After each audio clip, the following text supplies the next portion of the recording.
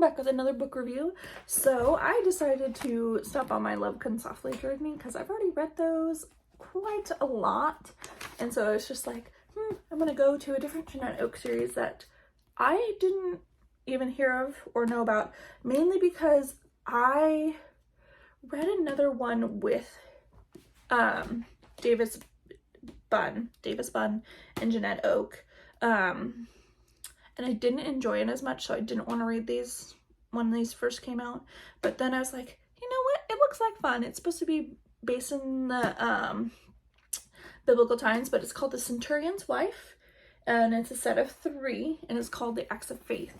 So they're based in and around the time of Jesus's crucifixion. And this one, I've never actually read Ben-Hur, but I've seen snippets, well, of course, seen the movie all the way through, and I've read snippets of Ben-Hur, and this gives me such Ben-Hur vibes because it tells the story of Jesus and being there in the moment of when after his crucifixion, and before he comes, before he descends up to heaven, and it tells of how the feelings you get, like it interweaves other people that were around in the time rather than just telling it from Jesus' perspective. It tells it from other people's perspective, viewing Jesus, like it comes from the people.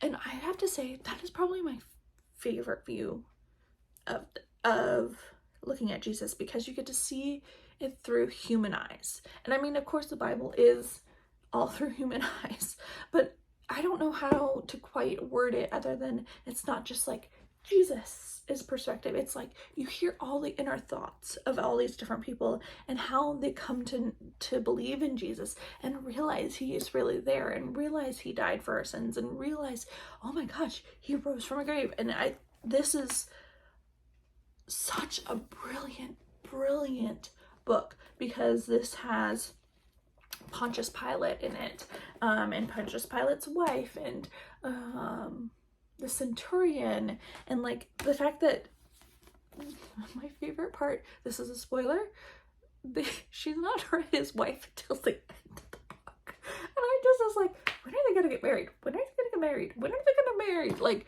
because it's called The Centurion's Wife, I was just like, okay, so we're not gonna get married yet. Okay.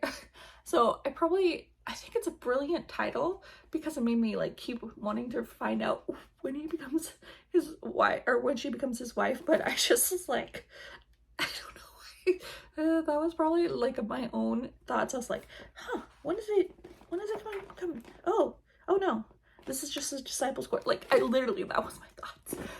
But it was such an amazing book. It kind of blew me away, because especially after reading the other series that she co-wrote with Davis Bunn, I was just like, I don't know if I'm gonna like this. This is not quite my cup of tea. But it's, oh my gosh, I'm already started on the next book because I was just like so far ahead. And then I realized, so I skipped a book. Then I had to go back, and because I had the 2 end books, but I didn't have the middle book. Who knows? Sometimes I do crazy things and didn't like double check and look at book 1 or see that it was book 2.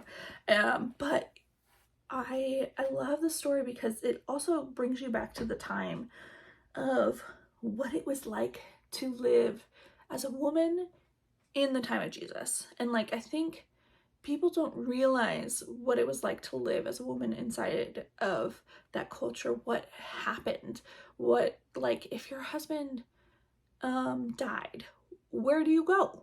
What happens? Like, if you don't have a son, your daughters have to be distributed out to these random husbands or uncles. Like our lead character, Leah, she was sent to Pontius Pilate, which is her uncle, and she became a servant in her uncle's household. And I think it's just so interesting how women were treated, how they were valued a lot for vitality, but also they were kind of treated like property. And like, it's emphasized a couple times that women are treated like property. And it's just like, it's interesting because Jesus never treated women like property. He treated them like humans. And I've been reading through Dennis Pricker's Exodus book, which is, he's a Jewish scholar who is brilliant.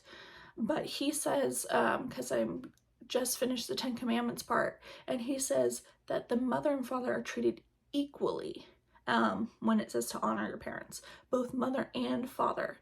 And so the fact that they have both being honored, and like it's the importance of having women. And they did say in this one, like how when they would go into a Jewish household, the woman would say whatever she wanted. She would have an opinion. And in the Roman culture, they weren't allowed to speak like that. And I thought that was so interesting and so, well, you know, I say brilliant all the time, but it really is brilliant. It's just a brilliant way to tell the story of Jesus, show what culture was like in Roman and in the Judaic culture at that time of Jesus, see all the Sadducees and Pharisees and like what they really thought and like how they got it to go, everything to happen. And it just was probably, I think it's my favorite book I've read this year. I will say it trumps all my other books that I've done this year. This definitely is my favorite. It's, if you don't read this, like, I'm just gonna judge you because it is brilliant.